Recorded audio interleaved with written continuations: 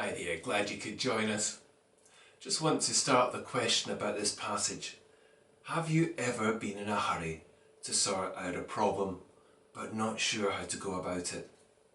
Sometimes we chop and change ways to deal with that, and on one hand we are busying ourselves trying to distract what's going on at the back of our minds.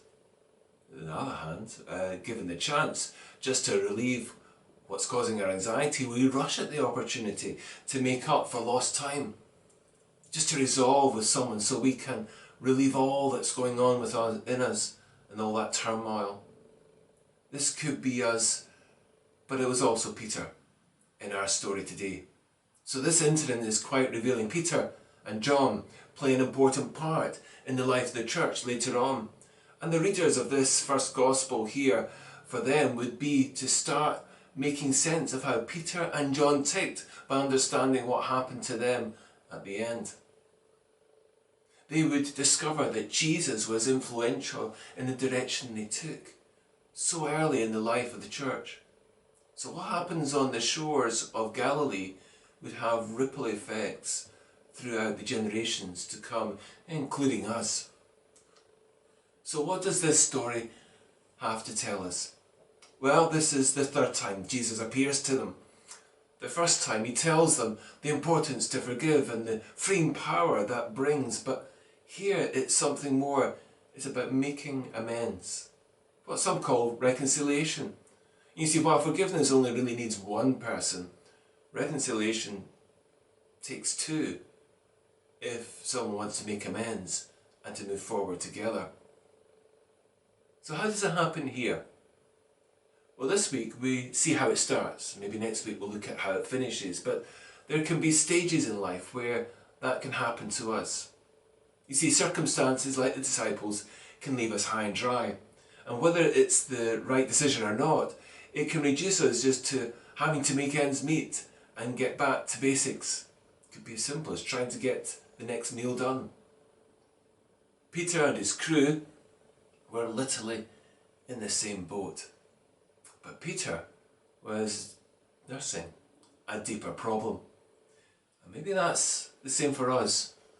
We've surrounded ourselves with the familiar, not ready to face up to what we need to sort out. What could that be for us? Well, is it a relationship that needs to be put right? Are we needing to admit we've done something wrong? You see, in our story, the resurrection and appearances of Jesus had left them out of sorts. We know from elsewhere that this was the area they were supposed to be because Jesus had said to come there. And it certainly wasn't as if they were passing by, as the last story was over 60 miles away south in Jerusalem. So they'd obviously hightailed it out of Jerusalem. So it did entail some effort, and they would need to make a living for themselves and have something to eat to keep them going. They may be desperate. But best laid plans, well, they weren't working out.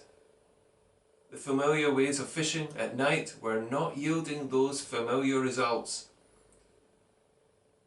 So the desired kind of security and comfort of that familiar was not working out as usual for Peter. Probably they felt tired and hungry and confused, which probably accounts for why they did not recognise Jesus from afar on the shores shouting out to them. They just weren't in a good place. And it can be like that in our own lives, can't it?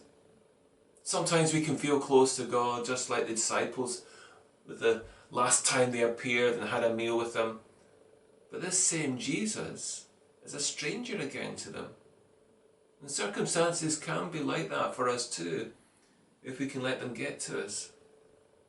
The weariness can wear us down, and we can lose our spiritual alertness that God is nearer than we realise. Near enough to help us and to turn things around. Even if they were at their wits' end, one thing they did do is they obeyed his instructions. Maybe it was the last straw. And they caught many fish in that net when that happened. And you see, the way John describes this and the details reveals something that at this particular point, something was dawning on him. A big catch of fish, I'm sure that's happened before. But this time, no broken net. And you see, there's several good things happening here to remind him. That catch of plenty of fish, large fish as the details say, no skimping there, and no torn nets. And I haven't a clue why they did 153 fish count, but maybe someone was so impressed they wanted to just remember what took place. You see, maybe God has worked in certain ways in our lives in the past.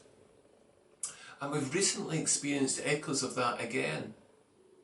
It's as if God's allowing us to take notice that He's near once more.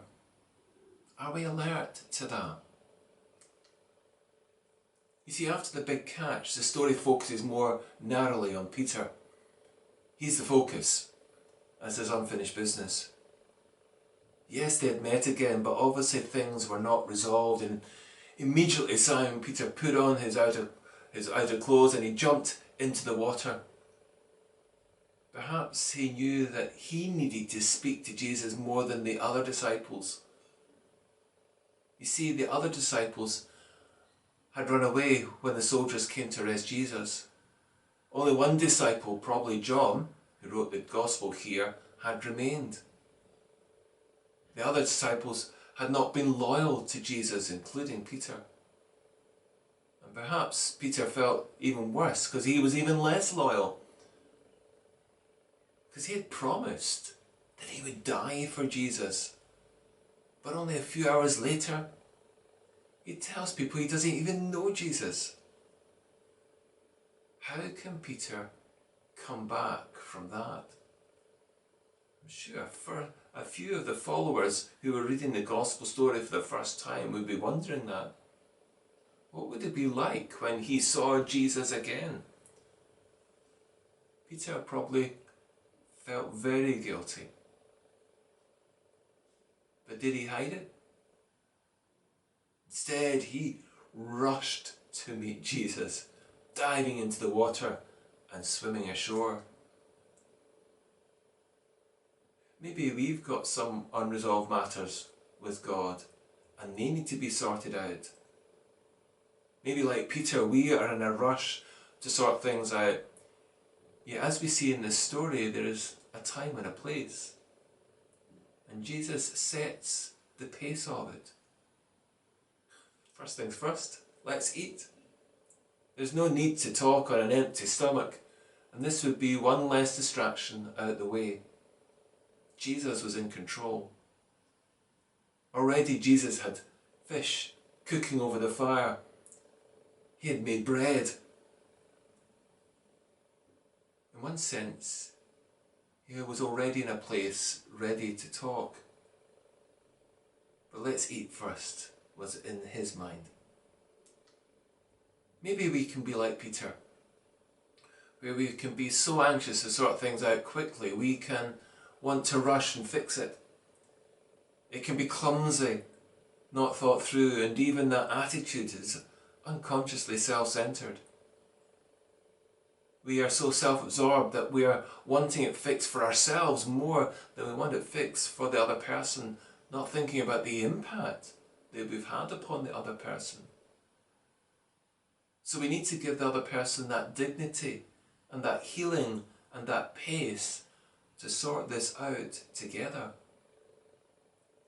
If we have something to sort out, think it through about the impact on the other person and give them the decency to work it through. It may take time to make amends. And you see, this is only the first part of the story on the Galilean shores. And there's more to happen in this conversation between Peter and Jesus. I'm going to leave it hanging there. Like an unspoken understanding has been reached of unfinished business as Peter and Jesus finish off their breakfast.